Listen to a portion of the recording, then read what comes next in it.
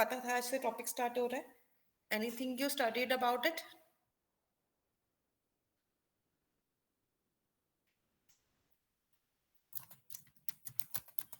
Yes, ma'am. No? With the help of multi-threading, we can execute multiple tasks simultaneously. Okay, good. And anyone else want to add something to it?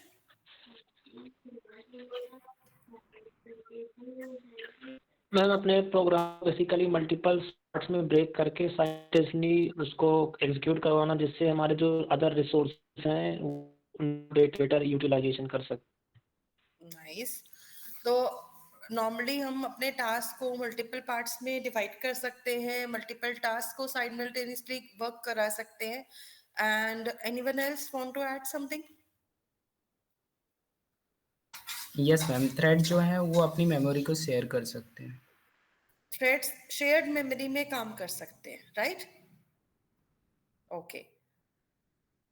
और किसको पता है multi threading के बारे में?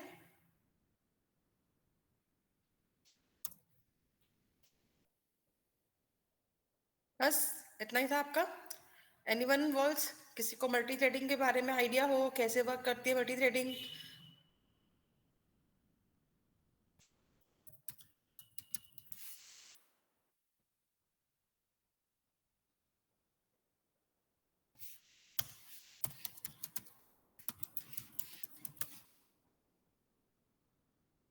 चलिए, कोई बात नहीं. तो आज हम लोग जब यहाँ पे मल्टी थ्रेडिंग को स्टार्ट कर ही रहे हैं, तो देखो मल्टी थ्रेडिंग को समझने के लिए ना हमें सबसे पहले क्या समझना पड़ेगा कि थ्रेड क्या होता है. क्या होता है थ्रेड, कैसे वर्क करता है, तभी हम लोग इसको ज्यादा बेटर वे में अंडरस्टैंड कर पाएंगे. ओके, तो let me just share my screen once and firstly understand what is a thread. Yes, it is true. If one thread is not working, like it is encountering any problem, then it will not affect the working of other threads. Other threads will work properly, but the only thread which is encountering any problem will stop or will send the exception also. Right, good one. तो usually जब हम बात करते हैं multi threading की, तो multiple threading का मतलब होता है मल्टीपल थ्रेड्स को एक ही टाइम पे रन करना और हर थ्रेड अपना अपना एक टास्क कंप्लीट करती है. तो नॉर्मली अगर हम मल्टी थ्रेडिंग में जा ही रहे हैं तो सबसे पहली जो चीज हमें अंडरस्टैंड करनी है that is called thread. What is a thread everyone? Do you have any idea? Thread क्या होता है? Yes, ma'am please going to tell me. Ma'am small part of a program that is called thread. Small part of the program. And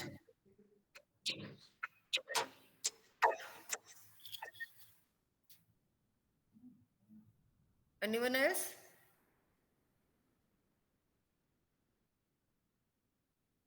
अच्छा चलो, thread शुरू करने से पहले, चलो थ्रेड आपको हो सकता है थोड़ा सा न्यू टॉपिक लगा हो या फिर ना आइडिया हो, लेकिन सबको इसके बारे में तो पता ही है, प्रोसेस के बारे में. तो प्रोसेस क्या होती है?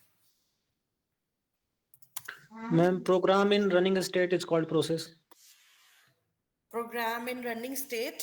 चलो मैं आपकी स्टेटमेंट यहाँ पे लिख देती हूँ. प्रोग्राम इन रनिंग स्टेट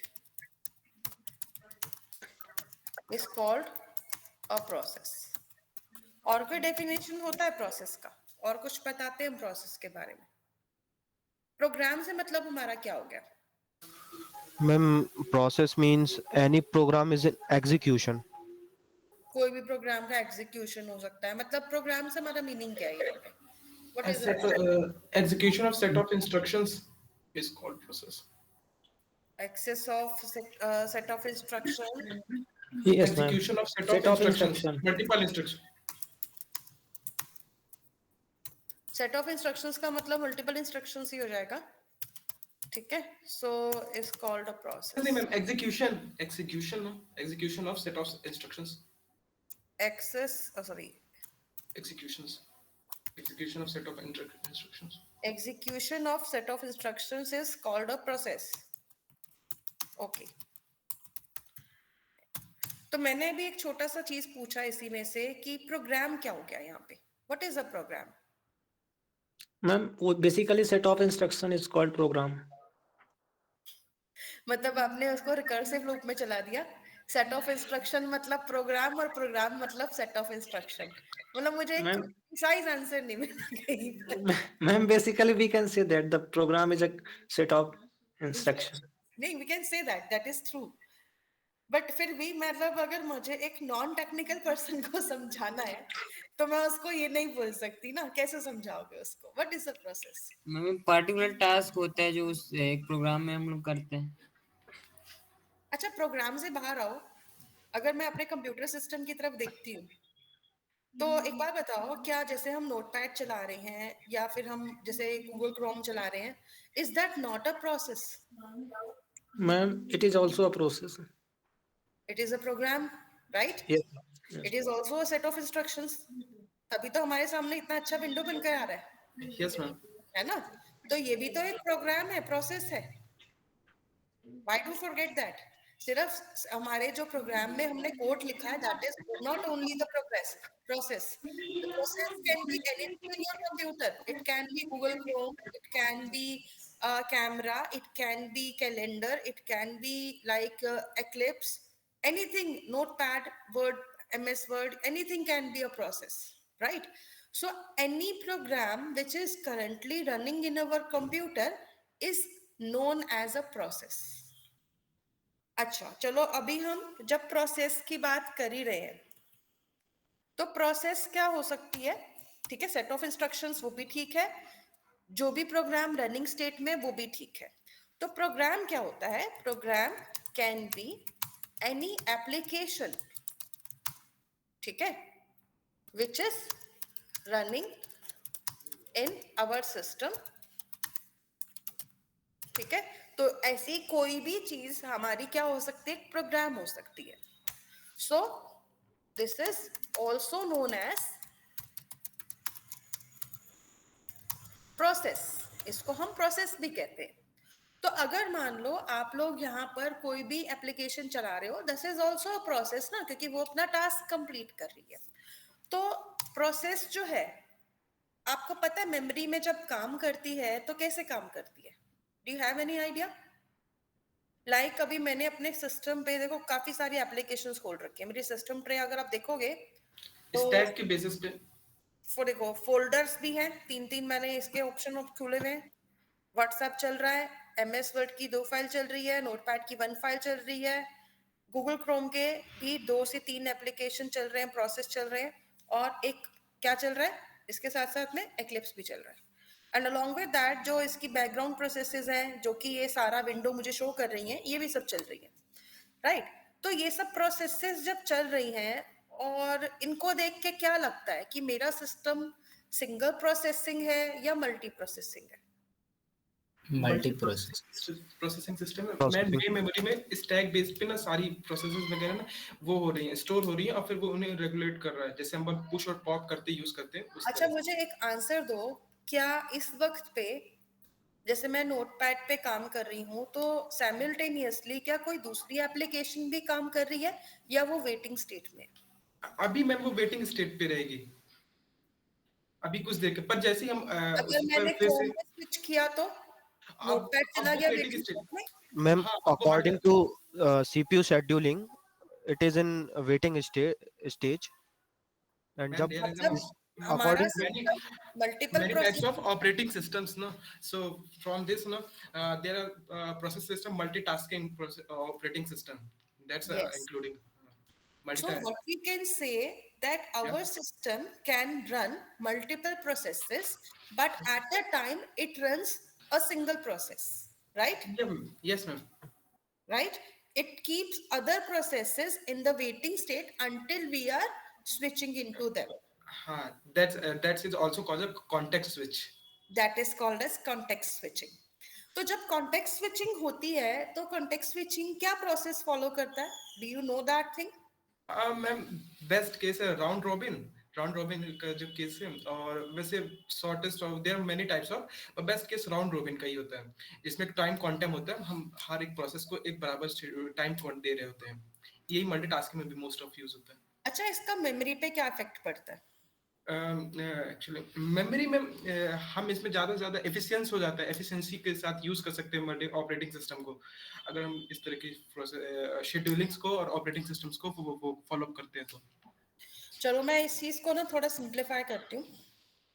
अगर हम मल्टी प्रोसेसिंग की बात कर ही रहे हैं, तो देखो, अगर मान लो this is my CPU and I have open 5 task है, मेरे 5 टास्क चल रहे हैं, मतलब 5 एप्लीकेशन चल रही है। अब भाई प्रोसेसर तो एक ही प्रोसेस चला सकता है ना एक टाइम पर, तो मान लो वो करेंटली कौन से वाले टास्क पे है, टास्क 4 पे है।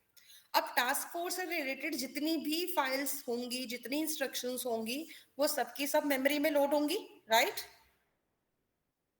जब हमें Yes. टास्क 4 पे काम करना होगा, क्योंकि वो उन्हीं सारी इंस्ट्रक्शंस को रीड करके वन बाय वन टास्क 4 पे काम करा रहा होगा। लेकिन लेट्स सपोज सडनली मैंने क्या किया, मैं नोटपैड से गूगल मीट के ऊपर स्विच करके which is my task number 2, तो ऐसे में ये क्या करेगा? प्रोसेसर क्या करेगा, मेमोरी क्या करेगा? Ma'am, there is a thing called cache memory. So that thing also reside in a processor, which in which these type of these task processors data will be stored there sometimes. मतलब अगर मान लो if we have only one memory, then it will what? It will do what? It will it will remove the instructions of Yes, ma'am. or first it हाँ, will store these instructions into the RAM, then it will load the instructions of task 2 here, and then As it we, will start running this task 2, right? yes, ma'am. Yes, ma'am. As with learn in a computer architecture, there are two types of cache memory: write back, or another one is also write back, and another one of I didn't remember that time. So there are two types of in which we can use cache memory. Yes. So what happens is whenever we switch in between two processes, it like एक तरह से ये क्या करता है, data को भी switch करता है। पहले Yes, ma'am. जो एग्जिस्टिंग डेटा होगा, इंस्ट्रक्शंस होंगी, उसको क्या करेगा, रिमूव करके रैम में डालेगा, और जो करंट प्रोसेस होगी उसकी इंस्ट्रक्शंस को यहाँ पे लेगा। इसीलिए आपने कभी देखा होगा कि अगर हैकर्स को आपका सिस्टम क्रैश करना होता है तो क्या करते हैं, आपके सिस्टम के ऊपर अगर वो मल्टीपल प्रोसेसेस चला दे एक बार में, ओवरलोड कर देते मैम, ओवरलोड कर देते हैं ना वो प्रोसेसर को, क्योंकि वो क्या करेगा, वो एक प्रोसेस लोड करेगा, दूसरी करेगा, तीसरी करेगा, चौथी करेगा, और ऐसे करते करते सिस्टम क्रैश हो और अभी ब्लू स्क्रीन ऑफ डेथ, अभी जो मैम एरर आया था विंडोज का, तो वो भी ऐसा ही था, उस पे भी ओवरलोड हो रही थी प्रोसेसर। यस, तो वो वायरस इसी तरह से बनाते हैं, वो क्या करते हैं, मल्टीपल प्रोसेसेस को स्विच कराते रहते हैं रैंडमली, जिससे कि सिस्टम क्रैश होने की सिचुएशन आ जाती है। तो ऐसे में ना, मतलब ये कह सकते हैं कि context switching takes a lot of time to switch between two processes. मतलब मुझे इस पॉइंट पे आना था, मेनली इस पॉइंट पे आना था कि when we switch between two processes it takes some, हमें नहीं महसूस होता क्योंकि हमें लगता है कि एकदम से सिस्टम के कॉन्टेक्स्ट में देखो, मिली सेकेंड्स के कॉन्टेक्स्ट में इट टेक्स अ लॉट, पैसे का पीछे राइट? क्लियर है सभी को? अनुराग माइक बंद कर लो। वो तो आपने call yes, Anurag please mute yourself. Sorry ma'am. It's okay. So basically मैं इसी पॉइंट पे आना चाह रही थी कि when we switch between two processes it takes a lot of time. So what about multi threading now? तो मल्टी थ्रेडिंग में अब वापस आते हैं, तो थ्रेड क्या होती है? अगर मैं थ्रेड को डिफाइन करूं, it is the smallest unit of a process, या फिर इट इज नहीं बोल सकते, it can B the smallest unit of process or set of instructions, right, or a function. तो ये कुछ भी हो सकती है, it can be the smallest unit of process, a set of instructions and a function also. तो thread को हम smallest unit क्यों बोलते हैं? Because it is not the entire process. It is part of the process.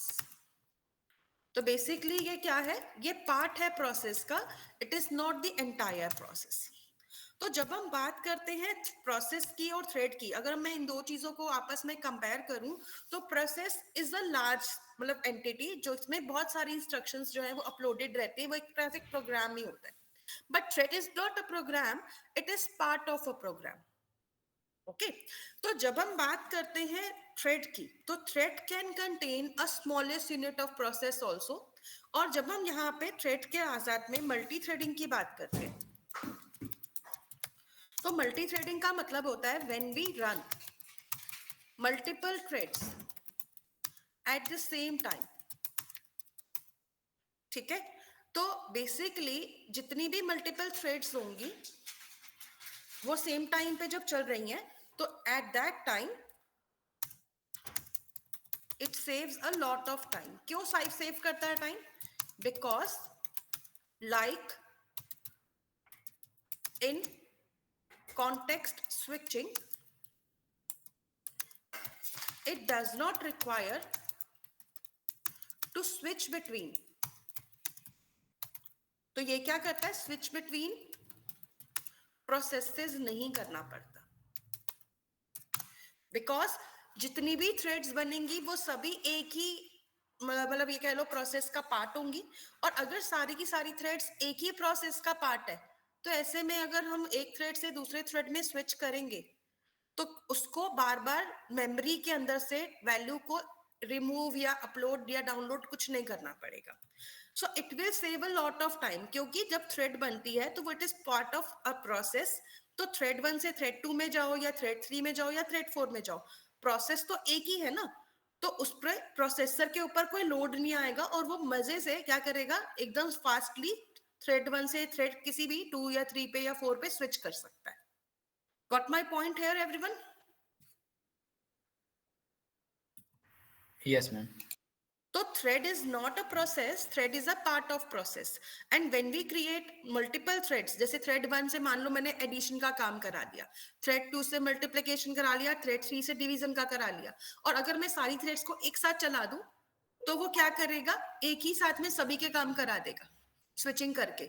और इसमें memory का भी कोई इशू नहीं आएगा। क्यों? क्योंकि एक ही मेमोरी यूज हो रही है सारी थ्रेड्स के लिए, तो वो इजीली सब में स्विच कर करके अपना टास्क जो है वो फटाफट से फिनिश करा लेगा। इसके लिए उसे बार बार क्या नहीं करना पड़ेगा, रिमूव नहीं करना पड़ेगा मेमोरी से इंस्ट्रक्शंस को, और लोड नहीं करना पड़ेगा। तो ये जो कंटेक्स्ट स्विचिंग थी ना, इसको बिल्कुल ही रिमूव कर देता है मल्टी थ्रेडिंग, राइट? इसीलिए Java is the fastest language. Let me tell you one more surprising thing. You know, every class in Java is by default a thread। तो आपने आज तक जावा में जितनी भी क्लासेस बनाई हैं, सभी की सभी क्लासेस बाय डिफॉल्ट क्या होती हैं? थ्रेड होती है, क्योंकि जावा में मल्टी थ्रेडिंग इनबिल्ट है। और जावा में मल्टी थ्रेडिंग इनबिल्ट होने की वजह से जावा फास्टेस्ट लैंग्वेज है, विच मेक्स इट फास्टेस्ट। इसी वजह से अगर आप मल्टीपल क्लासेस बनाते भी हो, तो वो हर क्लास को एक थ्रेड की तरह लेता है, राइट? और जब मल्टीपल थ्रेड्स रन करती हैं, तो वो कॉन्टेक्स्ट स्विचिंग इजीली कर पाता है एक ही प्रोजेक्ट में। क्यों? क्योंकि वो मेमोरी सेम ही शेयर कर रही है। और इसी रीजन से आपकी जो जावा लैंग्वेज है वो फास्टर वे में वर्क करती है as compare to other languages.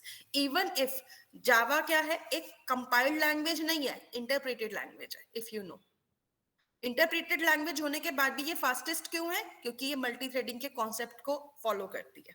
और सबसे ज्यादा मल्टी थ्रेडिंग पता है कहाँ यूज होती है? जब आप लोग जावा में वेब एप्लीकेशंस बनाते हो और आपके पास मल्टीपल यूजर आते हैं, और मल्टीपल यूजर जब आते हैं ना, तो ये हर यूजर को एक थ्रेड की तरह ट्रीट करता है। ओके, और अगर मान लो मल्टीपल यूजर आ भी गए, एक थ्रेड की तरह अगर ट्रीट हो भी गए, तो क्या होगा? थ्रेड 1 आई, काम कर रही है, थ्रेड 2 आई, सेम टाइम पे काम करेगी, थ्रेड 3 आई, सेम टाइम पे टास्क करेगी। इस तरीके से ये अपना सारा का सारा टास्क कंप्लीट करा सकते हैं सेम टाइम पे, बिना मेमोरी के ऊपर लोड डाले हुए। क्लियर हुआ यहाँ पे कॉन्सेप्ट? मल्टी थ्रेडिंग क्या होता है, कैसे वर्क करता है? Yes ma'am. Okay, so basically multi threading का जो मेजर यूज आता है ना, वो आपका आता है वेब एप्लीकेशंस पे ट्रैफिक कंट्रोल करने पे। Guys just give me 1 second.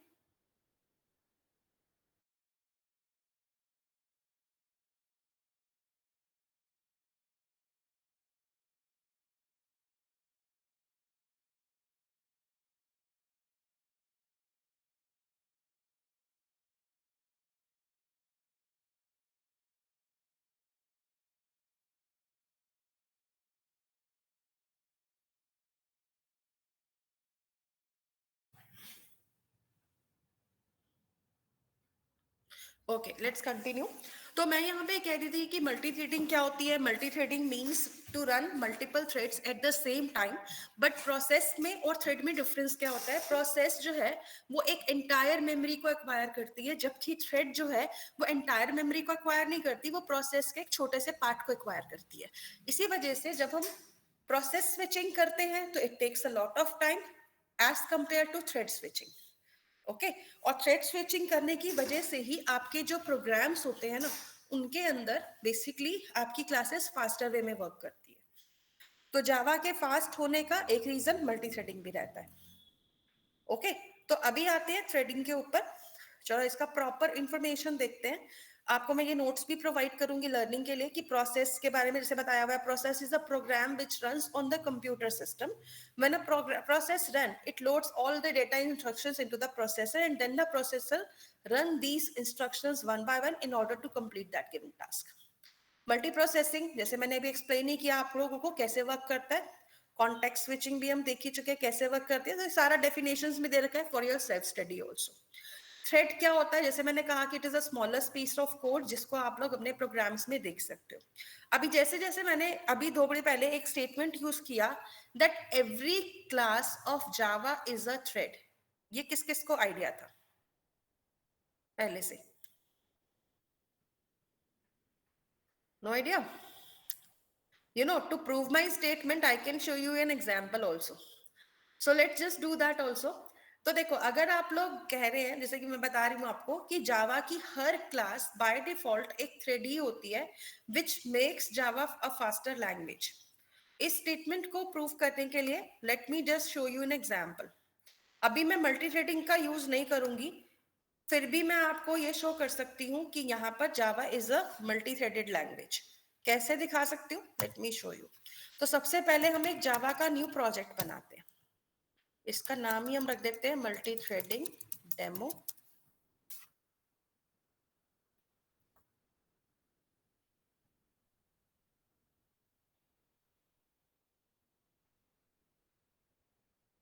और अब यहाँ पे हमें करना बस यही है कि चले एक न्यू क्लास बनाते हैं, और क्लास के साथ साथ यहाँ पे हम एक न्यू पैकेज बना देते हैं।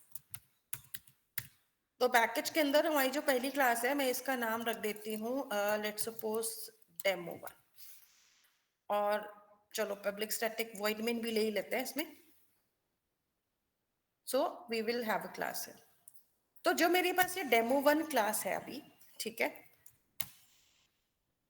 अगर मान लो मुझे क्या करना है, मुझे ये चीज प्रूव करनी है that this is a like सब क्लास ऑफ थ्रेड और this is a thread class. आपके पास थ्रेड में एक फंक्शन आता है जिसको हम बोलते हैं current thread function. This is a static function which is a member of thread class. तो ये जो फंक्शन हमारा है, ये कौन सी क्लास का फंक्शन है? थ्रेड का फंक्शन है। तो अगर हम कभी भी इस फंक्शन को कॉल करते हैं, it returns the information about the currently running thread. Ma'am static functions मतलब? स्टैटिक फंक्शंस मैंने बता रखे हैं वैसे तो पहले, मैं दोबारा से भी बता दूंगी, लेकिन पहले मुझे आप सबसे सुनना है। बाकी लोगों को भी नहीं पता स्टैटिक फंक्शंस क्या होते हैं। यस, नो, भूल गए? आई थिंक मैंने स्टार्ट कराया था तभी बताया था what is static function.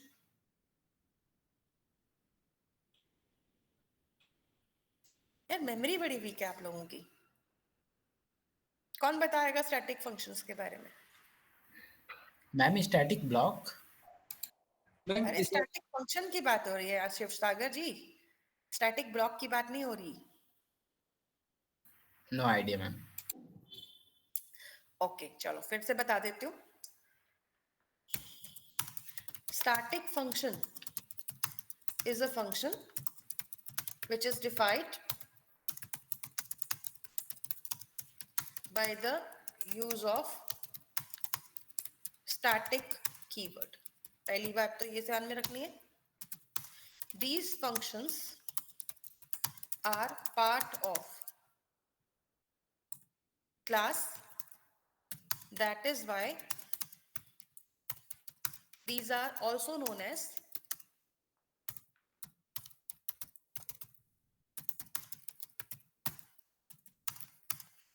So these are also known as instance functions.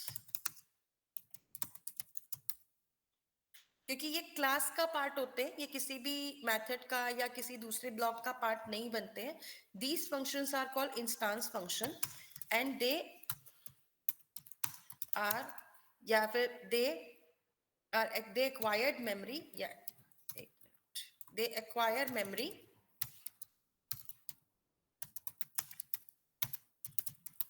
only once in the class. मतलब ये कभी भी किसी भी पार्ट का भी पार्ट नहीं होते. So it is not part of any object. तो कभी भी आप क्लास के ऑब्जेक्ट्स को क्रिएट करते हो तो कभी भी किसी ऑब्जेक्ट के अंदर स्टैटिक फंक्शन आपका मेमोरी एक्वायर नहीं करता, ये डुप्लीकेट नहीं हो सकता है. और दूसरी चीज, स्टैटिक फंक्शंस वो फंक्शंस हैं जो क्लास के इंस्टांस का पार्ट होते हैं, जो क्लास के अंदर ही मेमोरी को एक्वायर करते हैं, कहीं और नहीं जाते. इसीलिए स्टैटिक फंक्शंस को एक्सेस करने के लिए आपको क्या करना होता है? टू एक्सेस स्टैटिक फंक्शंस, हम इसको कैसे एक्सेस करते हैं? जो भी क्लास का नेम होगा डॉट लगा के फंक्शन का नेम आता है. क्योंकि ये किसी भी ऑब्जेक्ट का पार्ट नहीं होता, इसीलिए हम इसको ऑब्जेक्ट के साथ में एक्सेस नहीं करते. क्लियर हुआ थोड़ा बहुत इसके बारे में? Yes ma'am. Yes, Okay. ma'am. अगर आप स्टैटिक की और भी प्रिसाइज डेफिनेशन में जाना चाहो कि भाई चलो ये तो इसकी वर्किंग डेफिनेशंस है, क्योंकि हर चीज की तो दो डेफिनेशंस होती हैं. एक होती है वर्किंग डेफिनेशन और एक होती है प्रिसाइज डेफिनेशन. प्रिसाइज मतलब ये कह सकते हो कि बुकिश डेफिनेशन भी बोल सकते हो. ठीक है. तो अगर आप कभी भी किसी भी चीज को डिफाइन करते हो तो ये इसकी वर्किंग डेफिनेशन है, वर्किंग कैसे होती है इसकी. लेकिन अगर आप इसकी एक डिफाइन करना चाहते हो प्रिसाइज डेफिनेशन, तो ऐसे में हम लोग इसके बारे में और भी लाइंस लिख सकते हैं. ठीक है. तो हम ये बोल सकते हैं static functions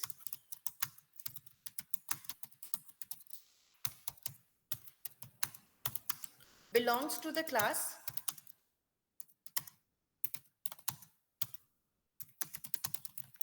rather than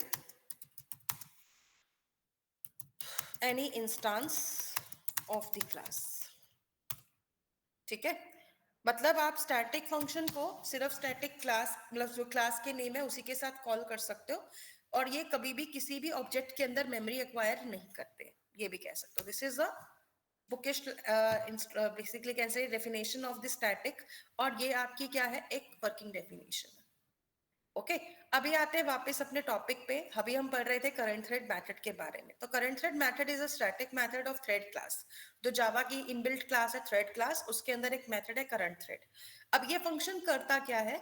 it returns the information about the currently running thread. मतलब अभी इस वक्त पे जो भी थ्रेड रन हो रही होगी उसकी इंफॉर्मेशन को ये रिटर्न करेगा.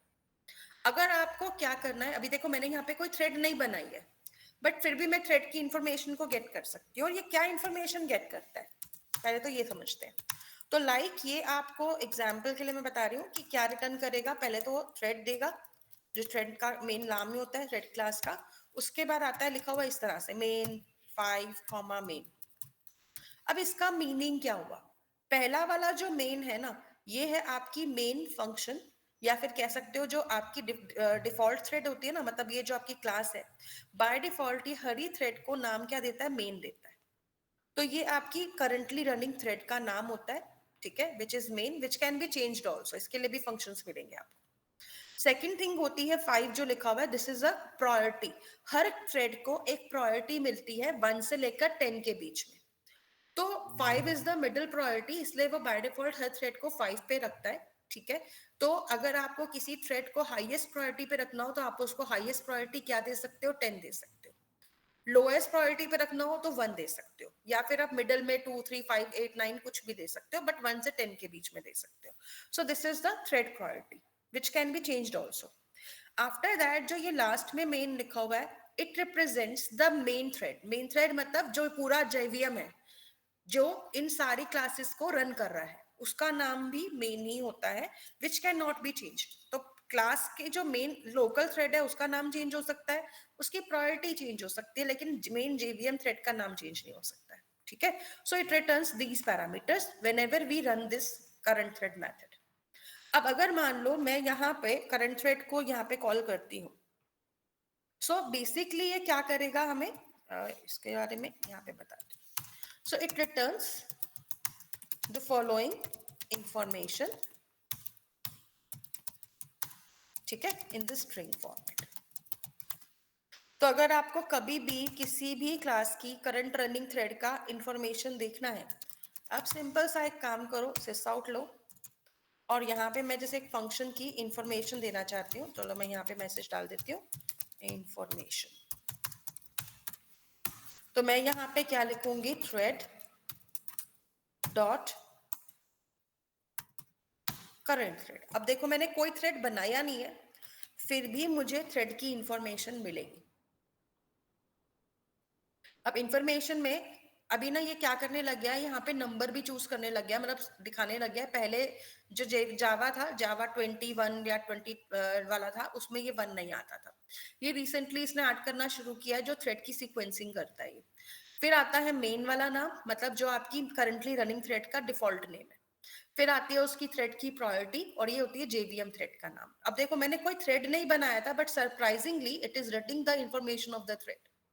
इवन आपको पता है यहाँ पे आप थ्रेड का जो लोकल थ्रेड है उसका नाम भी बदल सकते हो। कैसे बदल सकते हो, यहाँ पे एक नेम आता है, फंक्शन आता है set name. It is use to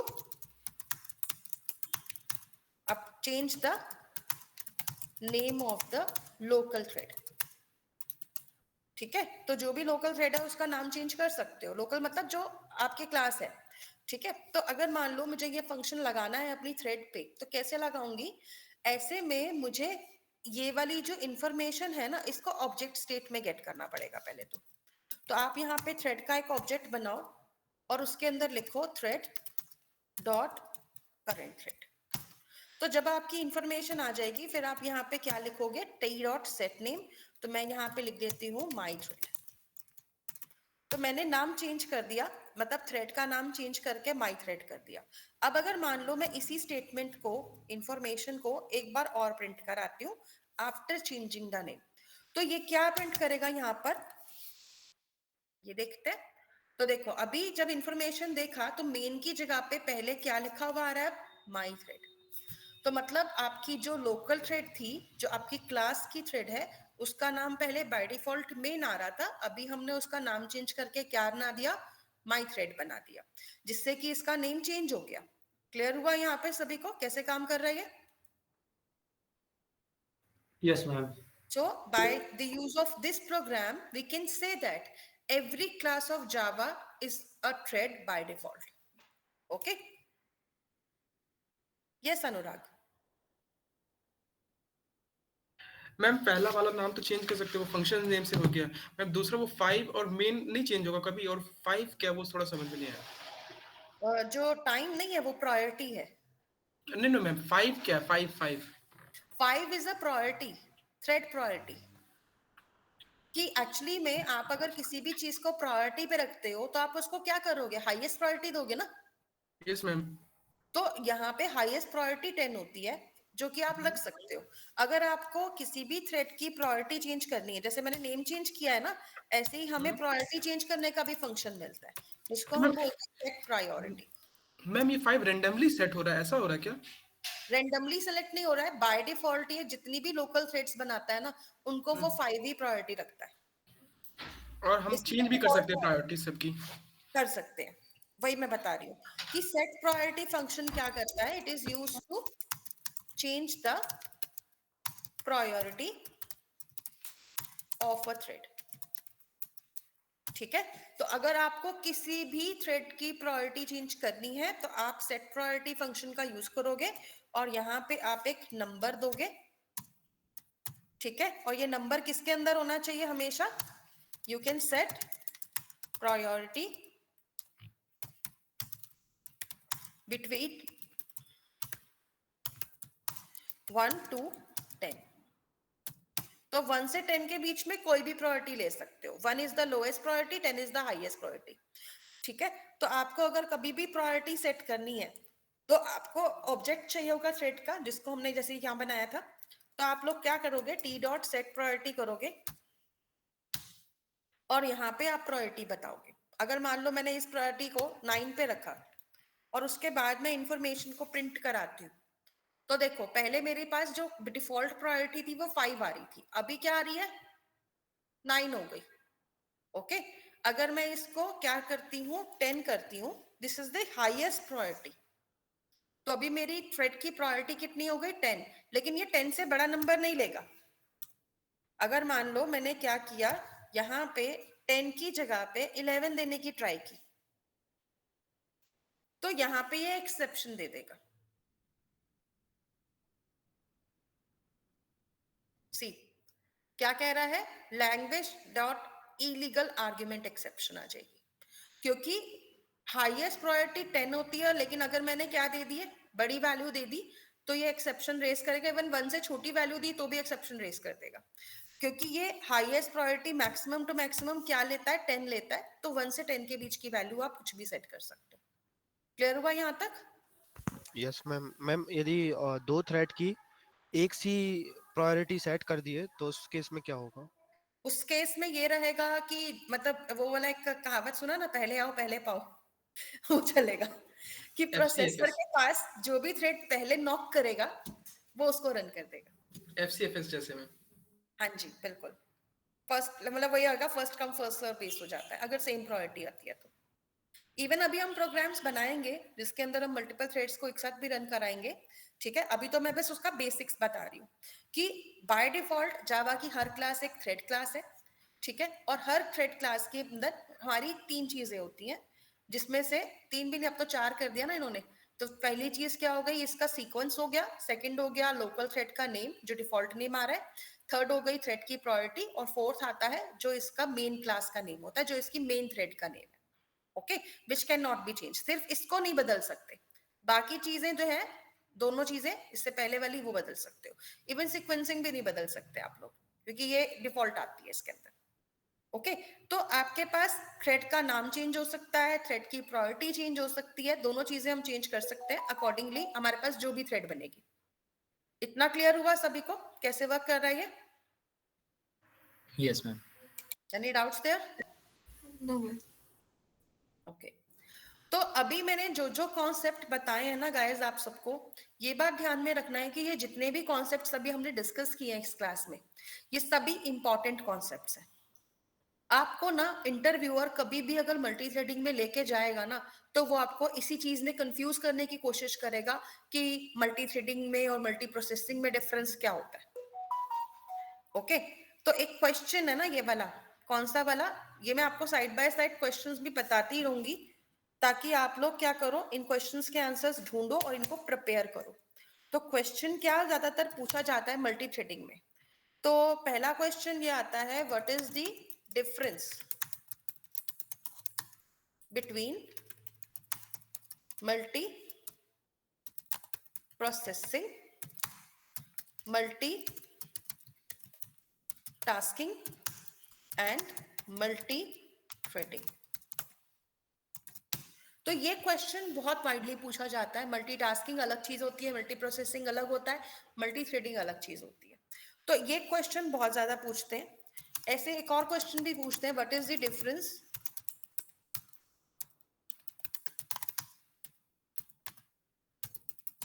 between thread and a process. तो आई थिंक इस क्वेश्चन का आंसर तो आप इजीली दे ही सकते हो, जैसे अभी हमने एक्सप्लेनेशन इतना किया ही है। According to that you can define these difference also. तो ऐसे ही ना मैं आप लोगों को और भी इसमें चीजें बताती रहूंगी, जैसे जैसे हम मल्टी थ्रेडिंग पढ़ रहे हैं कि कौन कौन से क्वेश्चंस आ सकते हैं। तो आपको एक काम ये भी करना है कि जो भी क्वेश्चंस है ना, इनको आंसर्स को प्रिपेयर करके रखो। कल को इंटरव्यू में जाते हो, ये क्वेश्चंस अगर आ जाते हैं तो आप इजीली इनको आंसर कर सकते हो। ओके, क्लियर है यहाँ तक? ओके गुड, चलिए तो अभी हम इसी में आगे चलते हैं एंड फर्दर मोर इसमें देखते हैं कि मल्टी थ्रेडिंग में और क्या क्या चीजें हैं जिसको हम स्टडी करने वाले हैं। आपको जो चीज मैंने बताया कि फर्स्ट जो मेन होता है that is the default name of the class, जो मेन आपकी डिफॉल्ट थ्रेड होती है, फिर प्रायोरिटी होती है, फिर मेन होता है। तो मैंने यहाँ पर भी सब डिफाइन किया ही हुआ है। अभी जैसे मैंने सेट प्रायोरिटी फंक्शन बताया ना आपको प्रायोरिटी सेट करने के लिए, ऐसे ही एक गेट प्रायोरिटी फंक्शन भी होता है जो थ्रेड की प्रायोरिटी को गेट करता है। क्योंकि करंट मेथड, जो करंट थ्रेड वाला मेथड है, वो क्या कर रहा है, वो सारी चीजें रिटर्न कर रहा है, मतलब एक तरह से प्रायोरिटी भी, नेम भी, सब कुछ दे रहा है। बट अगर मुझे सिर्फ और सिर्फ प्रायोरिटी को गेट करके देखना है, तो उसके लिए हम कौन सा फंक्शन यूज करते हैं, गेट प्रायोरिटी। तो अगर मुझे सिर्फ और सिर्फ क्या गेट करनी है, प्रायोरिटी गेट करनी है, तो मैं क्या लिखूंगी, टी डॉट गेट प्रायोरिटी। तो आपको सिर्फ प्रायोरिटी भी मिल जाएगी। ऐसे ही अगर आपको क्या करना है, आपको सिर्फ नेम गेट करना है थ्रेड का, आपको और कुछ गेट नहीं करना है, ठीक है। तो थ्रेड का जो नेम है, तो ये कैसे मिलेगा, इसमें आप लिखोगे टी डॉट गेट नेम। तो इस तरीके से आपके पास क्या आ जाएगा, देखो थ्रेड का प्रायोरिटी भी आ गया अलग से और थ्रेड का नेम भी आ गया। ओके, तो जैसे सेट नेम गेट नेम, और ऐसे ही सेट प्रायोरिटी गेट प्रायोरिटी, ये 4 मेथड्स हैं आपके जो मेनली यूज होते हैं। ओके, तो ये सारे मेथड्स आप लोग अप्लाई कर सकते हो अपने प्रोग्राम्स के अंदर टू गेट दीज इंफॉर्मेशंस। और इसके साथ साथ में आप लोगों को यहाँ पर और क्या ऑप्शंस हमें जो स्टडी करनी है, देखो यहाँ पे एक बहुत ही इंटरेस्टिंग मेथड आता है, स्लीप मेथड। स्लीप मेथड का भी काम होता है, क्या टास्क होता है, अगर आप किसी भी थ्रेड को कुछ मिली सेकेंड्स के लिए सस्पेंडेड स्टेट में रखना चाहते हो, सो ऐसे केसेस में आप स्लीप मेथड का यूज करते हो। जब भी आप लोग स्लीप मेथड का यूज करोगे, तो ये एक एक्सेप्शन थ्रो करता है, इंटरप्टेड एक्सेप्शन। तो ये थ्रोज लगा रखा है इसके साथ में। इसका मतलब ये है, whenever you are using this function, you need to put it inside the try catch block. Okay, नहीं तो ये एक्सेप्शन रेज करेगा। तो यहाँ पे अगर मान लो आपको क्या करना हो, किसी भी थ्रेड को स्लीप पे भेजना हो, मतलब ये जो मेरी करंट थ्रेड चल रही है, मेरा प्रोग्राम चल रहा है ये वाला, अगर मुझे इसे स्लीप पे भेजना है थोड़ी देर के लिए, बीच बीच में डिले दिखाना है, तो उसके लिए हम thread dot sleep function use करेंगे। और स्लीप फंक्शन भी क्या है, स्टैटिक फंक्शन है थ्रेड क्लास का, इसलिए इसको यूज करने के लिए आप क्या लिखोगे, थ्रेड डॉट स्लीप। तो अब देखो, अगर मान लो मैं यहाँ पे काउंटिंग प्रिंट कराती हूँ, एक लूप चला देते हैं, i1 i less than equal to 10 तक, फिर i को प्लस प्लस कराते हैं, कहीं पे भी यूज कर सकते हैं इसको, ठीक है। अब मैंने यहाँ पे क्या किया, मैंने यहाँ पे एक नंबर प्रिंट करा दिया, जैसे i की वैल्यू को, और जितनी बार नंबर आएगा उतनी बार मुझे थ्रेड को क्या करना है, स्लीप पे भेजना है। और जो टाइम आप लोग दे रहे हो ना यहाँ पे, this time is coming in milliseconds. तो अगर मैंने 1000 लिखा है, तो इसका मतलब ये हो गया, ये 1 सेकेंड के लिए जा रहा है, ठीक है। 2000 लिखूंगी तो 2 सेकेंड्स के लिए जा रहा है, तो ये मिली सेकेंड्स का टाइम है। अब देखो, जैसे ही मैंने ये फंक्शन लिखवाया ना, तो ये एरर दिखा रहा है। एक्चुअली ये एरर नहीं है, ये अनहैंडल्ड एक्सेप्शन है, जिसका ये नोटिस दे रहा है कंपाइल टाइम पर। तो ऐसे में आप इसको सराउंड कर दो ट्राई कैच में, ठीक है। तो ये ऑप्शन आपको यहीं से मिल जाएगा। एंड आफ्टर दैट आप लोग क्या कर सकते हो, बस इसको आप प्रिंट करके यहाँ पे शो करो। ओके, तो इस तरीके से आपके पास वैल्यू आ जाएगी। तो अब आपको जब यहाँ पे स्लीप मेथड मिल गया, तो स्लीप मेथड क्या करेगा, आपकी थ्रेड को डिले कराएगा 1 सेकंड के लिए। मतलब जब ये लूप चलेगा तो ये 1 से 10 तक चलेगा, और हर बार एक नंबर प्रिंट कराएगा, और हर नंबर को प्रिंट करने के बाद ये 1 सेकंड का वेट करेगा और फिर दोबारा लूप में जाएगा, ठीक है। तो ये प्रोग्राम अब इस तरीके से वर्क करेगा। सी, पहले 1 आया, फिर 2 आया, मतलब 1 सेकंड के डिले के बाद आ रहा है,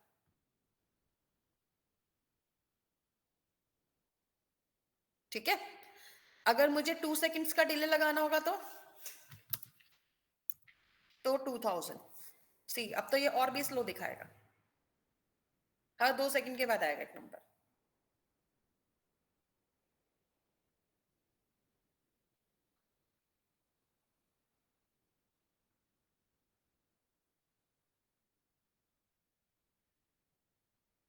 ठीक है, मतलब आपके ऊपर है कि आप इसको कितनी देर के लिए स्लीप पे भेजना चाहते हो, उतनी देर का आप इसमें डिले लगा सकते हो। एंड अकॉर्डिंगली ये क्या करेगा, आपकी थ्रेड को स्लीप पे भेजेगा और नंबर्स को डिले के साथ में शो करेगा। क्यों? क्योंकि मैं हर नंबर को प्रिंट करने के बाद थ्रेड को स्लीप पे भेज रही हूँ। तो ये जो कुछ मेथड्स हैं, like set get priority, set get name और स्लीप मेथड, ये सारे के सारे जो बेसिक मेथड्स हैं, ये क्लियर है सभी को? Any doubts there? Okay okay guys, एक काम करते हैं क्योंकि इसके बाद हम लोग क्या करने वाले हैं, मल्टीपल थ्रेड्स को हम क्रिएट करेंगे, शो करेंगे। तो before we go there, what I really want is कि आप लोग क्या करो, ये वाला प्रोग्राम जो अभी हमने बनाया है ना, इसको एक बार क्रिएट करके देखोगे अपने अपने सिस्टम्स पे, ठीक है? तो अभी आप लोग अपने सिस्टम पे इसको क्रिएट करके देखो। If you encounter any problem there then you can ask me any question. So do it right away everyone. Definitions लिखने की जरूरत नहीं है, सिर्फ कोडिंग लिखनी है। Okay, so I'm showing you this program. So just create this program first, then we will go for other options as well.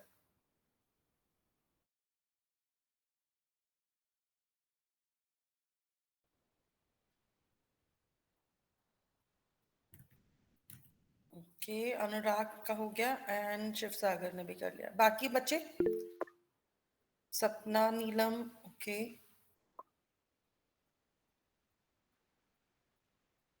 सभी का हो गया, गुड।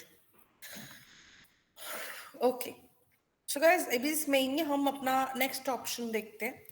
अभी तक तो हमने देखा कि मल्टी थ्रेडिंग कैसे काम करती है और क्लास जो है किसी भी थ्रेड को हम कैसे गेट कर सकते हैं और उसकी इंफॉर्मेशन को कैसे चेंज कर सकते हैं। Now next question comes in our mind कि जब हम मल्टी प्रोसेसिंग या मल्टी थ्रेडिंग की बात कर ही रहे हैं, तो ऐसे में हम मल्टीपल थ्रेड्स को कैसे वर्क करा सकते हैं ना जावा में, हमें वो देखना है। बट बिफोर गोइंग देयर, आपको याद होना चाहिए कि मल्टी थ्रेडिंग के एडवांटेज क्या होते हैं, कोई भी पूछ सकता है।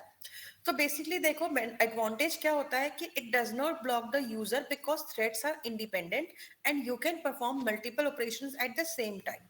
आप एक ही टाइम पे मल्टीपल ऑपरेशंस कर सकते हो और ये कभी भी किसी यूजर को ब्लॉक नहीं करती। You can perform many operations together, तो so it saves time also, क्योंकि एक साथ में काफी काम हो जाते हैं। एंड थ्रेड्स इंडिपेंडेंट है, इसी वजह से कभी भी अगर मान लो एक थ्रेड में एक्सेप्शन आ जाए तो वो कभी भी दूसरी थ्रेड को अफेक्ट नहीं करती है। Okay, so these are all advantages of Java multi threading. Multitasking क्या होती है? मल्टीटास्किंग बेसिकली क्या होती है कि हम मल्टीपल टास्क को एक ही टाइम पे जब रन करते हैं, दैट इज कॉल्ड मल्टीटास्किंग। और मल्टीटास्किंग दो तरह की होती है, एक होती है प्रोसेस बेस्ड जो मल्टी प्रोसेसिंग होती है, और दूसरी होती है थ्रेड बेस्ड जिसको हम बोलते हैं मल्टी थ्रेडिंग। तो मल्टीटास्किंग के बारे में, मतलब मल्टी प्रोसेसिंग के बारे में तो हम पढ़ ही चुके हैं, समझ चुके हैं कि each process has an address in memory, in other words each process allocates a separate memory area. और process is heavy weight, cost of communication between processes is also high, और जब आप लोग एक प्रोसेस से दूसरे में स्विच करते हो it takes a lot of time. अब इसी के मुकाबले अगर मैं मल्टी थ्रेडिंग पे जाती हूँ, तो मल्टी थ्रेडिंग में हम ये बोल सकते हैं कि थ्रेड्स जो हैं वो सेम मेमोरी एड्रेस को शेयर करते हैं और ये लाइट वेट होती है, इस वजह से इनका कॉस्ट ऑफ कम्युनिकेशन बहुत ही ज्यादा लो हो जाता है। तो अभी हमने बड़ा थ्रेड क्या होता है, ठीक है, थ्रेड के बारे में हम लोग जान ही चुके हैं कि it can be like two three sub task और sub processes in the process, right? तो कितनी भी एक प्रोसेस के अंदर कितनी भी थ्रेड्स बन सकते हैं, एक भी बन सकती है, दो, तीन, चार, कितनी भी आ सकती है। अब अगर आपको जावा में मल्टी थ्रेडिंग को अप्लाई करना है, चलो मैं इस नोट से बाहर आती हूँ, इसको वैसे ही समझाती हूँ। तो अगर आपको क्या करना है, to apply multi threading in Java, so हमारे पास क्या है, there are two ways to apply multi threading in Java. क्या दो वेज है? पहला ऑप्शन है कि आप लोग यूज करो या एक्सटेंड करो द थ्रेड क्लास, जो आपकी मेन पेरेंट क्लास है सारी थ्रेड्स की, आप उसी को एक्सटेंड कर लो और अपनी क्लास को उसकी चाइल्ड क्लास बना दो, तो आपकी क्लास क्या बन जाएगी, ऑटोमेटिकली एक थ्रेड बन जाएगी। दूसरा तरीका है कि यहाँ पे आप इंप्लीमेंट करो, ठीक है, इंप्लीमेंट करो रनेबल इंटरफेस। आपको पता है जितनी भी क्लासेस हैं, जैसे इवन मेन जो थ्रेड क्लास भी है, ये एक्सटेंड करती है इंटरफेस को, कौन से इंटरफेस को, रनेबल इंटरफेस को। रनेबल इंटरफेस के पास एक बहुत ही इंपॉर्टेंट मेथड है जो कि थ्रेड्स को रन करने का काम करता है। तो मतलब अगर आप कभी भी मल्टी थ्रेडिंग में आते हो और आप यहाँ पे मान लो मैं थ्रेड क्लास के अंदर जाऊं, ठीक है, तो थ्रेड क्लास भी किसको इंप्लीमेंट कर रही है, रनेबल को। रनेबल को इंप्लीमेंट क्यों करती है? क्योंकि रनेबल इंटरफेस में एक सिंगल मेथड है विच इज कॉल्ड रन, और ये रन मेथड का काम क्या होता है? थ्रेड को रन करना। इसी वजह से थ्रेड क्लास क्या यूज कर रही है? रनेबल इंटरफेस यूज कर रही है, क्योंकि थ्रेड को तो ये क्रिएट करा देगा, लेकिन थ्रेड को रन करने का काम कौन करेगा? रन मेथड करता है। इसीलिए ये मेथड आता है। आप चाहो तो आप रनेबल को डायरेक्ट भी इंटरफेस को ले सकते हो ताकि आपको रन मेथड मिल जाए, क्योंकि बाय डिफॉल्ट तो आपकी क्लास थ्रेड है ही, राइट? तो आप उसको जस्ट अगर रन ही करना चाहते हो तो run method you can defaultly use that there also. और दूसरी चीज, अगर आपको थ्रेड के बाकी के मेथड्स भी चाहिए तो आपको थ्रेड को क्या करना पड़ेगा? एक्सटेंड करना पड़ेगा या फिर उसका ऑब्जेक्ट बनाना पड़ेगा। ठीक है, तो आप लोग कभी भी अगर मल्टी थ्रेडिंग अप्लाई करना चाहते हो तो ये दो तरीके यूज होते हैं। तो दोनों ही तरीकों को हम एक एक करके देखेंगे कि दोनों में डिफरेंस क्या होता है और ये कैसे वर्क करते हैं। तो देखो, अगर आपको मल्टी थ्रेडिंग में काम करना है, ठीक है, अगर आपको मल्टी थ्रेडिंग में काम करना है तो हम पहला वाला ऑप्शन यूज करते हैं, एक्सटेंड द थ्रेड। इसका मीनिंग क्या होगा? To apply multi threading we need a class which can be the child class of the thread class. अब चाइल्ड क्लास बनाने की जरूरत क्यों पड़ती है? क्योंकि जब हम एक क्लास को चाइल्ड क्लास बनाते हैं थ्रेड की, तो डायरेक्टली जितने भी मेथड्स हैं थ्रेड क्लास के वो हमारी क्लास को मिल जाते हैं। तो हम जो डिफॉल्ट थ्रेड है उसकी बात नहीं कर रहे हैं, हम एक चाइल्ड थ्रेड बनाने वाले हैं। ओके, इसीलिए हम इसको क्या करा रहे हैं? एक्सटेंड करा रहे हैं। और आपको क्या करना है? The functionalities, the options and functionalities which you want to apply on all the child threads. You can define them in this particular class. तो जो आप चाइल्ड क्लास बनाओगे ना, इसके अंदर आप एक थ्रेड के ऊपर जो भी फंक्शनैलिटीज, ऑप्शंस, वेरिएबल्स अप्लाई करना चाहते हो वो सारी की सारी चीजें आप इसी क्लास में बनाओगे, ताकि कल को अगर मैं इस क्लास का ऑब्जेक्ट बनाऊं तो मेरे पास एक क्या बन जाएगी? चाइल्ड थ्रेड बन जाएगी, जिससे कि मैं काम करा सकती हूँ। अब इसी चीज को एक बार हम प्रैक्टिकली करके देखते हैं कि प्रैक्टिकली इस चीज को हम कैसे लेकर आएंगे। तो हम यहाँ पर एक सिंपल सा काम करेंगे। इस क्लास को तो सेव करके क्लोज कर देते हैं।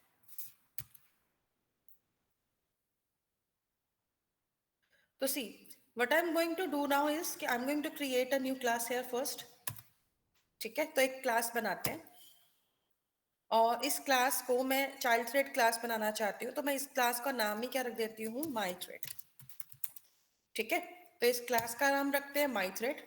और माई थ्रेड क्लास जो है इसको मैं as a thread child class use करना चाहती हूँ, तो मैं इसको एक्सटेंड करा देती हूँ थ्रेड क्लास से, which is the default Java class. ठीक है, तो यहाँ पे हमारे पास जो ये माई थ्रेड है ये किसकी चाइल्ड क्लास बन गई? थ्रेड की। अब इसके बाद यहाँ पे हम लोग कुछ वेरिएबल्स ले लेते हैं, जैसे कि हर थ्रेड का, मतलब जितनी भी मैं चाइल्ड थ्रेड बनाऊंगी हर थ्रेड का मुझे नाम अलग अलग रखना है।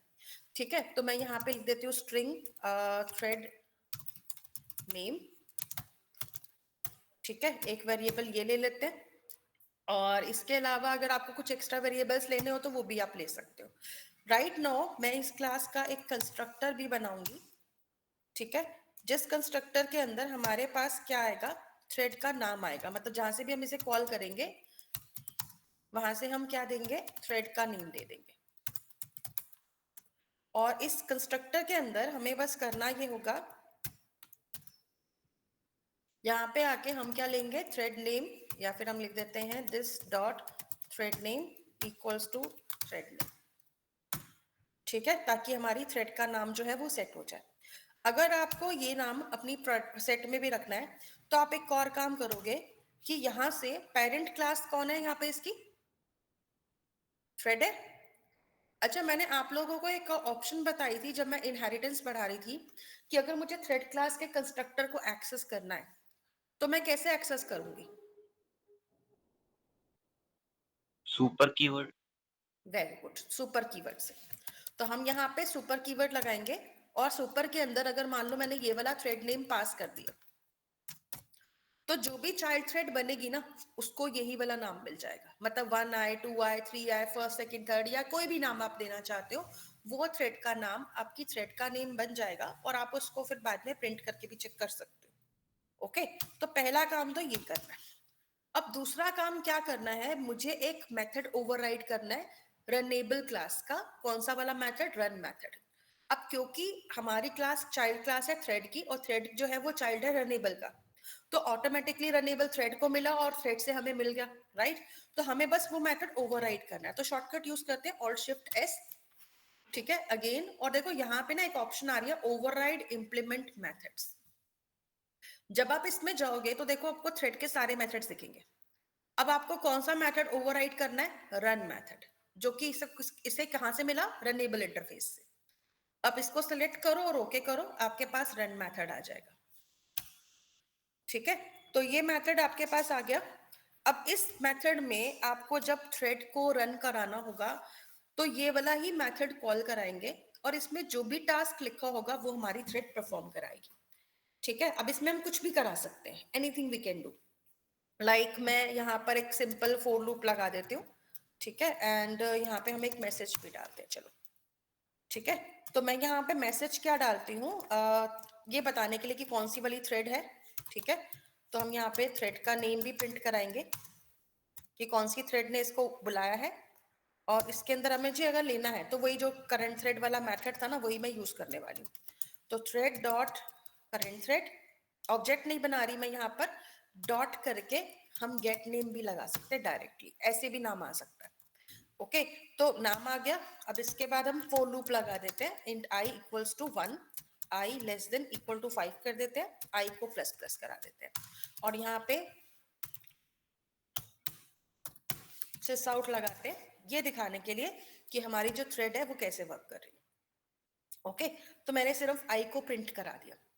तो मतलब मैंने फंक्शनलिटी डिफाइन क्या की इस क्लास में, एक मेथड का नाम, मतलब थ्रेड का नाम लिया, कंस्ट्रक्टर लिया, थ्रेड को हमने नेम दे दिया, उसके बाद हम एक रन मेथड बना रहे हैं। अब ये सब काम हमने यहाँ पे डिफाइन तो कर दिया, अब मुझे क्या करना है, मुझे इस क्लास को कॉल कराना है। तो मैं एक नेक्स्ट क्लास बनाती हूँ जिसका नाम ही मैंने क्या रख दिया, कॉलर।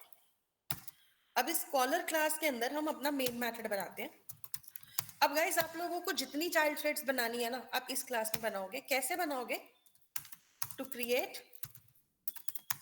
चाइल्ड थ्रेड्स, मतलब मल्टीपल थ्रेड्स बनानी है चाइल्ड थ्रेड्स, तो आपको उसके लिए किसका ऑब्जेक्ट बनाना है? माई थ्रेड का, क्योंकि my thread is a child class of thread class. तो अगर मैं इस क्लास का ऑब्जेक्ट बना रही हूँ तो मतलब मैं एक चाइल्ड थ्रेड बना रही हूँ। ओके, तो आपको बस यह करना है कि माई थ्रेड का एक ऑब्जेक्ट क्रिएट करना है। जैसे मान लो मैंने t1 नाम दिया, equals to new my thread बना देते हैं, और माई थ्रेड में जो नाम मुझे देना है ना, मैं चलो इसके अंदर 1 कर देती हूँ, इसका नाम ही मैंने 1 रख दिया। तो ये मेरी पहली वाली थ्रेड का नाम आ गया। तो ये क्या करेगा? क्रिएट करेगा चाइल्ड थ्रेड्स को। ओके, तो यहाँ पे इस तरह से क्या कर सकते हैं, माई थ्रेड को यूज कर सकते हैं। ऐसे ही मान लो मुझे एक और थ्रेड बनानी है, तो मैंने एक सेकंड थ्रेड बना दी, तो मैंने इसका नाम रख दिया 2। ऐसे ही मैंने एक और थ्रेड बनाई t3, और इसका नाम मैंने क्या रख दिया, इसका नाम रख देते हैं 3। तो मतलब मैंने 3 थ्रेड बना दी अलग अलग, और तीनों थ्रेड्स के मैंने नाम भी सेट कर दिए। अगर आप इन तीनों थ्रेड्स को रन करके चेक करना चाहते हो इनकी प्रायोरिटी और इनके वैल्यू जो हमने करंट मेथड लगाया था, तो वो भी लगा सकते हो। कैसे लगा सकते हो? कि आपको इसको थ्रेड के ऑब्जेक्ट के साथ यूज करना पड़ेगा।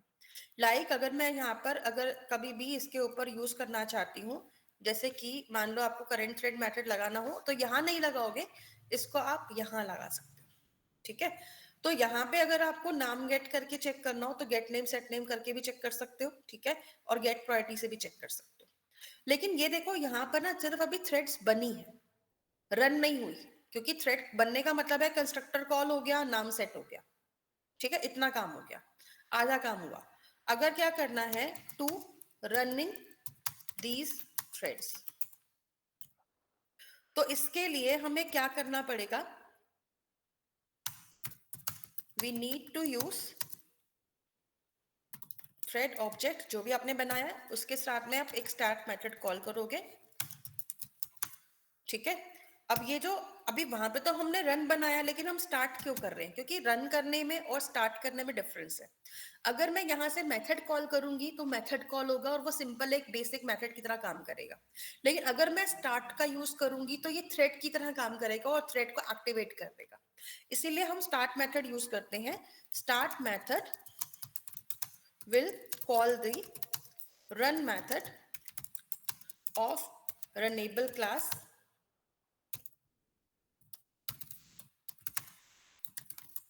ठीक है, which means our thread will be activated। तो जो हम थ्रेड बना रहे हैं वो एक्टिवेट हो जाएगी जैसे ही हम स्टार्ट मेथड का यूज करेंगे, and it will start running. जो भी काम आपने दिया होगा वो यहाँ पे बन जाएगा और उसी के अकॉर्डिंग ये वर्क भी करेगा।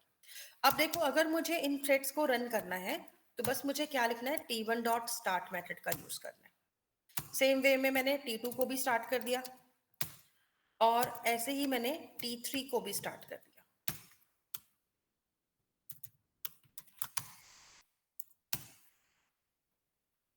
ठीक है, तो यहाँ पे आपकी जब सारी थ्रेड्स चल रही हैं, चलो अभी मैं इसको नहीं लगाती, सिंपली इसको कमेंट्स डालते हैं। तो मैंने 3 थ्रेड्स इकट्ठी चला दी और अब यहाँ पर जब हम आएंगे तो जो भी थ्रेड आएगी वो अपना नाम प्रिंट करेगी और उसके बाद काउंटिंग प्रिंट कराएगी। लेकिन ना मुझे यहाँ पता नहीं चलेगा कि कौन सी वाली थ्रेड आके काम करा रही है ना। तो मैं एक काम और करती हूँ कि यहाँ पे थ्रेड का नाम भी प्रिंट करा देती हूँ। तो ऊपर वेरिएबल तो हमने लिया ही था ना अभी, थ्रेड नेम वाला, उसको प्रिंट करा देते हैं। तो इससे पता चल जाएगा, ठीक है, कि थ्रेड का कौन सा नाम था और कौन सी वाली थ्रेड रन कर रही है। इतना क्लियर है? तो अभी हमारे पास क्या बन गई, 2 क्लास बन गई। अब देखो ये क्लास इस वर्क कैसे करने वाली है। कॉलर क्लास माई थ्रेड का ऑब्जेक्ट बनाएगी, 1 2 3 3 ऑब्जेक्ट बनाएगी, और जब भी ऑब्जेक्ट बनाएगी वो इस कंस्ट्रक्टर को कॉल करेगी, जो कि क्या करेगा, सुपर क्लास के पास आपकी थ्रेड का नाम भेज देगा, जो कि आपकी थ्रेड का क्या कर देगा, एक तरह से यू कैन से नेमिंग कर देगा, नामकरण कर देगा, राइट। एंड आफ्टर दैट आपने क्या किया, अपने वाले जो वेरिएबल है उसमें भी नाम सेव करके रख लिया कि फ्यूचर में बार बार मेथड यूज ना करना पड़े। एंड आफ्टर दैट जब आपने रन मेथड लिया तो ये इंश्योर करने के लिए कि आपकी जो करंट रनिंग थ्रेड है उसको नाम मिल चुका है, तो हमने एक बार गेट नेम लगा के भी देख लिया कि क्या नाम आ रहा है। एंड आफ्टर दैट ये क्या करेगा, अगर रन मेथड जब भी कॉल होगा वो i1 से लेकर 5 तक सेट करेगा और हर बार काउंटिंग को प्रिंट कराता रहेगा विद थ्रेड नेम। तो बस बिल्कुल ही छोटा सा काम कराया है, थ्रेड क्रिएट कराई है और थ्रेड को रन कराया है। इतना क्लियर है सभी को कैसे वर्क कर रहे हैं? यहाँ तक कोई डाउट है किसी को? No ma'am. ओके, अब देखो, अगर मैं अब इस प्रोग्राम को रन करती हूँ और देखो अब ये काम कैसे करेगा, आपको ये बताना किस चीज की याद आई इसको देख के। अभी देखो यहाँ पे मैंने रन जब किया था तो मैंने तो t1 को स्टार्ट किया था, बट फिर भी पहले देखो किसका नाम प्रिंट हुआ, 3 का, फिर 1 का, फिर 2 का। और जब प्रिंटिंग की बात आई तो 2 वाली ने क्या किया, पहले अपने 2 नंबर प्रिंट करा लिए, फिर बीच में 1 आ गया, 1 से 5 तक चल गया, फिर 3 वाला भी आया, उसने भी 1 से 5 चलाया, और फिर 2 वाले को बाद में टाइम मिला तो उसने 3 4 5 को प्रिंट कराया। मतलब एक तरह से ना रेस चल रही है, जो आगे आ गया उसने कंपाइलर ले लिया और फटाफट से अपना काम करा लिया। अगर मान लो मैं इस प्रोग्राम को दोबारा भी चलाऊंगी ना, तो जरूरी नहीं है हर बार ये एक ही जैसा चलेगा। अभी देखो पहले किसको मौका मिल गया, 2 वाली को, फिर 1 आया, फिर 3 आया, और फिर 1 वाले ने काउंटिंग प्रिंट करा ली, फिर 3 वाले ने कराई, फिर 2 वाले ने कराई। अगर मैं तीसरी बार भी प्रोग्राम चलाऊं तो जितनी बार प्रोग्राम चलाओगे ना आपको अलग अलग ही आउटपुट मिलेगा, क्योंकि प्रोसेसर के ऊपर जैसे जैसे थ्रेड्स को टाइम मिलेगा ना वैसे वैसे ये अपना काम कराएंगे। क्योंकि नॉर्मली प्रोसेसर कैसे काम करता है, हर थ्रेड को एक टाइम स्लाइस देता है और उस टाइम स्लाइस में वो थ्रेड अपना काम कर रही है, और जैसे ही वो टाइम स्लाइस ओवर होता है वो क्या करता है, उस थ्रेड का कंट्रोल किसी और को दे देता है, मतलब सीपीयू का कंट्रोल किसी और को दे देता है, और फिर वो अपना काम कराते हैं जितना काम उनको कराना है। एंड आफ्टर दैट फिर तीसरी या दूसरी कोई भी थ्रेड आ सकती है। तो मतलब एक तरह से इस चीज को देखकर किस चीज की याद आती है रियल लाइफ में, ये बताओ। Who will tell me? Ma'am Anything? Real बताएं। क्या चीज? बफर के खाने की मैम, तंदूर। नहीं, उसकी याद नहीं आई जब कहीं पे लंगर लगा होता है? हमारे यहाँ पे लंगर बोलते हैं पंजाबी में यहाँ यस पे। मैम। तो आप लोगों के यहाँ लंगर बोलते हैं, क्या बोलते हैं? लंगर ही बोलते हैं ना? भंडारा। भंडारा, ओके। तो हमारे यहाँ लंगर बोलते हैं उसको। तो जब लंगर लगता है ना तो लोग एक दूसरे के साथ में जंप कर रहे होते हैं किसको पहले मिलेगा। तो मुझे ना इसको देख के तो उसी की याद आती है। बेसिकली अभी गुरु पूरब गया है, गुरु पूरब पे यहाँ पे काफी अच्छा सेलिब्रेशन होता है दिल्ली में। We saw that. चलिए फिलहाल देखो यहाँ पे आ जाते हैं। तो यहाँ पे अभी क्या है, इस तरीके से आ रहा है, मतलब वही हो गया, first come first serve basis पे काम चल रहा है। तो कंपाइलर इसी तरीके से मल्टीपल थ्रेड्स को वर्क करा रहा है। मतलब अभी हमने सिर्फ काउंटिंग प्रिंट कराई। अगर मान लो ये आपके लिए कोई टास्क करा रही होती तो कैसे काम करती? मतलब मल्टीपल थ्रेड्स हैं, जैसे जैसे टाइम स्लाइस मिलेगा वो आगे आगे बढ़ती जाएंगी। अब इसी चीज को अगर मैं थोड़ा सा और ब्रॉड वे में लेके जाना चाहूँ, मतलब इसको मैं और थोड़ा अच्छा करना चाहूँ, तो कैसे वर्क कराना है ना, इस चीज को भी समझना है। कैसे समझना है? लेट्स सपोज हमने एक और क्लास बना दी और मैंने इसके अंदर क्या बना दिए, मल्टीपल फंक्शंस बनाने हैं। तो मैं एक काम करती हूँ ना, इसके अंदर हम इस क्लास का नाम रख देते हैं कैलकुलेशन। अब कैलकुलेशन क्लास में मैंने एक फंक्शन बनाया जिसके अंदर हमें क्या करना है, सम n कर देते हैं, और जो भी नंबर आएगा मेरे पास यहाँ पे, हमें बस क्या कराना है, उस नंबर को ऐड करा के उसका सम रिटर्न करना है। ठीक है, या फिर प्रिंट ही करा देंगे, रिटर्न भी नहीं कराते। चलो, अब जो भी नंबर आएगा मुझे उसका सम करना है। तो मैं यहाँ पे एक सम वेरिएबल ले लूंगी और फिर मैं यहाँ पर क्या कर दूंगी, एक फॉर लूप चला देती हूँ जैसे हम नॉर्मली चलाते हैं। तो आई को हम क्या करते हैं, 1 से लेकर i less than equal to n तक चलाते हैं और आई को प्लस प्लस कराते हैं। मतलब मुझे n नंबर्स को प्लस करना है 1 से लेकर n तक। एंड आफ्टर दैट हम बस क्या करेंगे, सम प्लस इक्वल टू क्या करते जाएंगे, आई करते जाएंगे, जिससे कि ये सम को प्रिंट कर देगा। और यहाँ पे सिस आउट कर देते हैं और यहाँ पे हम सम प्रिंट करा देंगे। अब तो ये तो सिंपली सम को ऐड करेगा और प्रिंट कराएगा ना, बट मुझे इसकी इंटरनल प्रोसेसिंग को देखना है कि ये जब ऐड करेगा तो किस ऑर्डर में करेगा। इसीलिए ना मैं यहाँ पे क्या कर रही हूँ, एक मैसेज भी डाल देती हूँ। तो मैं कर दूंगी एडिंग, एडिंग क्या कर देते हैं एडिंग कर देते हैं यहाँ पे आई। अब एडिंग आई कौन कर रहा है, कौन सी थ्रेड कर रही है, मुझे उसका नाम भी चाहिए। तो आप एक सिंपल सा काम करो, यहाँ पे आप लगाओ thread dot current thread dot gate name, जिससे आपको ना उस थ्रेड का नाम पता चले जो इसको ऐड करवा रहा है। क्योंकि मेरे पास यहाँ पे बहुत सारी थ्रेड आने वाली है ना, तो मुझे कैसे पता चलेगा कि कौन सी वाली थ्रेड कौन सा काम करा रही है। तो मैंने यहाँ पर एक फंक्शन बना दिया सम n, जो कि सिंपल काम कर रहा था, सम आई करा रहा था। बस मैंने एक मैसेज डाल दिया ये पता लगाने के लिए कि कौन सी थ्रेड कौन सा नंबर ऐड कर रही है अभी। तो मुझे पूरा प्रोसेस का इंटरनल देखना है। उसके बाद ये सम को प्रिंट कराएगा और एग्जिट हो जाएगा। और यहाँ पर भी आप चाहो तो एक काम करते हैं, बार बार हमें थ्रेड का नाम गेट करना पड़ेगा। तो मैं यहाँ पर एक ही बार में थ्रेड का नाम गेट कर लेती हूँ, ठीक है। और यहाँ पे हम क्या लिख देते हैं फिर, स्ट्रिंग नेम इक्वल्स टू, अब ये वाला जो टास्क मैंने यहाँ किया था ना,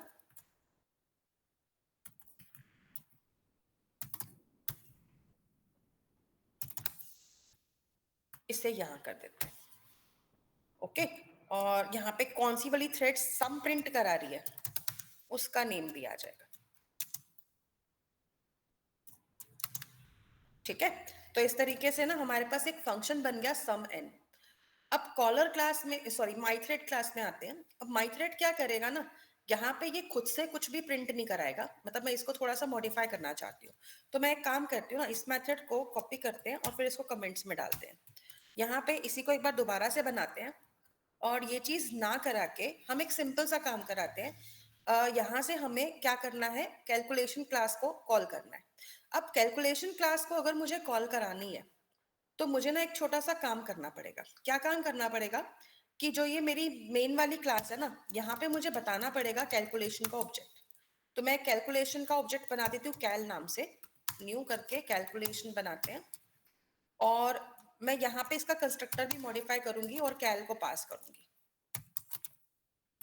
मतलब है क्लास का ऑब्जेक्ट पास करेंगे। अब ऑब्जेक्ट पास कर रहे हैं तो मुझे माइथ्रेड क्लास के अंदर इसका कंस्ट्रक्टर मॉडिफाई करना पड़ेगा, और यहाँ पे मुझे कैलकुलेशन क्लास का ऑब्जेक्ट देना पड़ेगा, ठीक है। और यहाँ पे मैं क्या करूंगी, यहाँ पे भी मैं कैलकुलेशन का ऑब्जेक्ट सेट करूंगी, और यहाँ पे हमें बस ये लिखना है this dot cal equals to cal, ताकि आगे चल के मैं इस ऑब्जेक्ट को यूज कर सकूं। इसको वहां से यहाँ लाने का एक रीजन यह है कि हमारी 3 अलग अलग थ्रेड है और मुझे तीनों में ऑब्जेक्ट पास करना है, ठीक है। अगर मैं यहाँ बनाती तो एक सिंगल ऑब्जेक्ट आता, वहां से आएगा तो ये 3 अलग ऑब्जेक्ट आएंगे। इसी वजह से हम इसको इस तरीके से यूज कर रहे हैं। तो कैल डॉट हम क्या करेंगे, सम एन फंक्शन को कॉल करेंगे। अब देखो मुझे यहाँ पे एन की वैल्यू भी भेजनी है ना, तो मैं एन कुछ भी तो नहीं भेज सकती, तो मैं इसके अंदर इसके कंस्ट्रक्टर को एक बार फिर से मॉडिफाई करती हूँ। एन हम यहाँ पे ले लेते हैं और एक एन यहाँ पे भी लेते हैं, और सेम वे में एन को भी हम क्या कर देते हैं, डिफाइन कर देते हैं। तो जो भी एन की वैल्यू आएगी मैं उसको यहाँ से भेजूंगी, और हर बार एन की वैल्यू डिफरेंट हो सकती है, ठीक है। तो ये चीज रहेगी। अब यहाँ पे हमें कॉलर क्लास में आना है। अब कॉलर में मैं यहाँ पर जब 1 वाली थ्रेड बना रही हूँ ना, तो मैं यहाँ से 5 भेज रही हूँ, मतलब मुझे 5 नंबर्स का सम चाहिए। दूसरी वाली थ्रेड में मुझे 8 नंबर्स का सम चाहिए। तीसरी वाली थ्रेड में मुझे 6 नंबर्स का सम चाहिए। तो मैं उसके अकॉर्डिंग काम करा रही हूँ। बाकी काम सेम टू सेम है, बस मैंने 2 नई चीजें ऐड कर दी यहाँ पर। और एक मैंने क्या किया, माई थ्रेड क्लास के अंदर हमने जो ओवररिडन मेथड था उसमें से हमने सम को कॉल करा दिया, ठीक है। अभी क्या रहेगा ना, अभी हमें ये पता चल जाएगा कि कौन सी क्लास ने या फिर कह लो कौन सी थ्रेड ने सम को कॉल किया है और किसने सम कराया। अब देखो इसका कैलकुलेशन देखना कैसे चलेगा।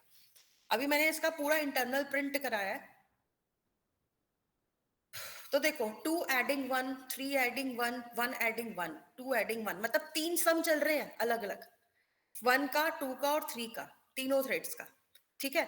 और इंटरनल वर्किंग के हिसाब से देखा जाए तो एक थ्रेड अपना काम करा रही है साइमल्टेनियसली, दूसरी थ्रेड करा रही है, फिर साइमल्टेनियसली तीसरी भी आ रही है, फिर दूसरी आ रही है जो 2 वाली उसने एक्वायर कर लिया सीपीयू और उसने अपने चारों नंबर ऐड करा दिए।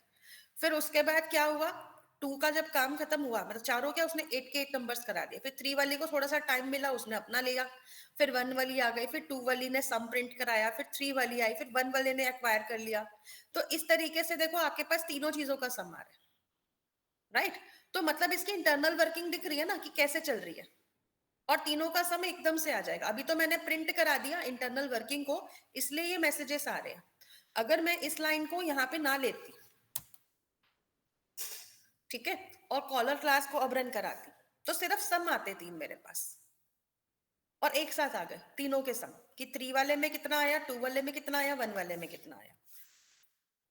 दूसरी बार करा रही हूँ तो पहले 1 वाला आ रहा है, फिर 3 वाला आ रहा है, फिर 2 वाला आ रहा है। अगर इंटरनल मैसेज देखें, इस वाले मैसेज को हम वापस एक्टिवेट कर दें, तो हमें ये भी पता चलेगा कि ये कैसे आ रहा है,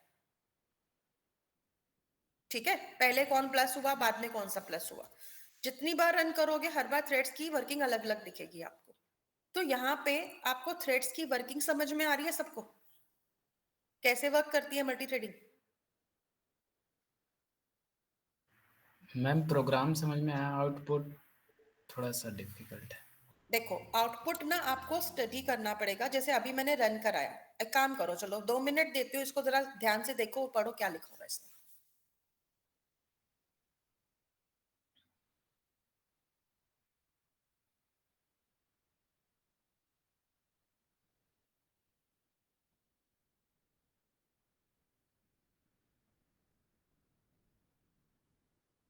यस, क्लियर हुआ।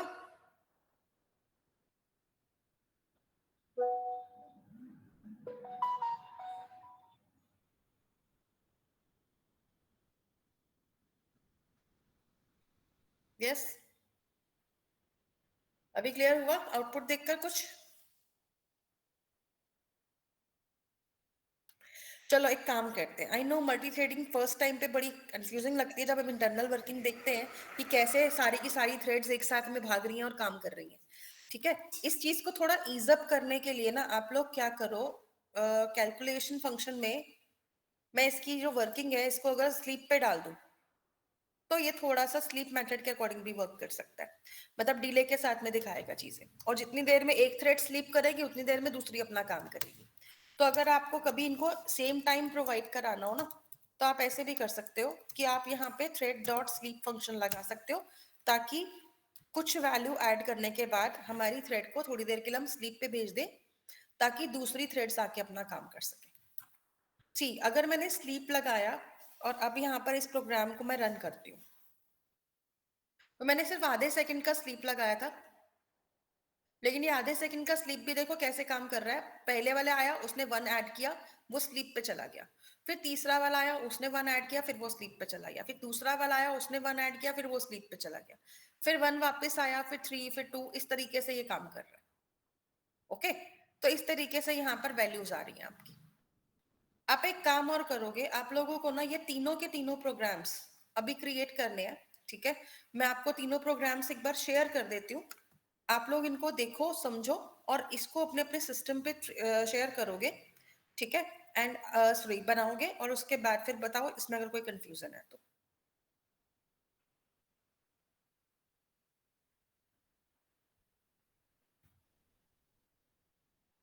मैम एक बार कोड शेयर कर दीजिए। वही कर रही हूँ।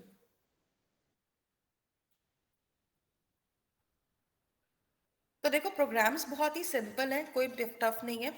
अगर आप एक बार इसको बना लोगे ना, देख लोगे ड्राई रन करके, it will be very clear to all of you. ये सबसे सिंपलेस्ट फॉर्म है इन मेथड्स को समझने के लिए। Late me just share the code.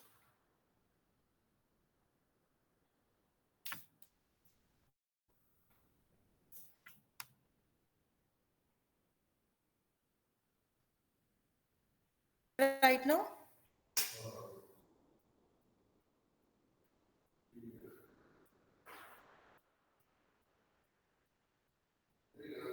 all right, बाकी स्टूडेंट्स कर रहे हैं अभी? सपना, सृष्टि, ये प्रोग्राम कंप्लीट कर लेना, इसको अच्छे से पढ़ना है, ड्राई रन करके समझना है। और आपको मैं थ्योरी फाइल शेयर कर रही हूँ, MS वर्ड वाली फाइल जो मैंने आपको दिखाया था, या फिर आप एक काम और भी कर सकते हो, आपके LMS पे भी ये एक फाइल अवेलेबल है जिसमें मल्टी थ्रेडिंग की इन्फॉर्मेशन है, आप उसको भी चेकआउट कर सकते हो। तो जो नोट्स में नोटपैड पे लिख रही थी वो मैं आपके साथ में शेयर कर देती हूँ, ठीक है।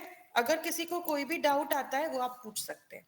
अच्छा, कल आपकी क्लास नहीं होगी, कल मैं छुट्टी पे रहूंगी, तो आप लोगों को करना है मतलब ये कि आप लोग इन प्रोग्राम्स को रिवाइज कर लीजिएगा, और अगर किसी की पुरानी लैब्स कंप्लीटेड नहीं है तो वो भी आप लोग आज कंप्लीट करेंगे, ठीक है। हो जाएगा सभी का? Yes ma'am. को मैं MS वर्ड वाली फाइल शेयर कर देती हूँ, उसमें आपको मल्टी थ्रेडिंग के सारे नोट्स भी मिल जाएंगे। तो जरा इसको पढ़कर आना, समझ के आना अच्छे से, क्योंकि इसके अंदर सिंक्रोनाइजेशन, इंटर थ्रेड कम्युनिकेशन सब कुछ है।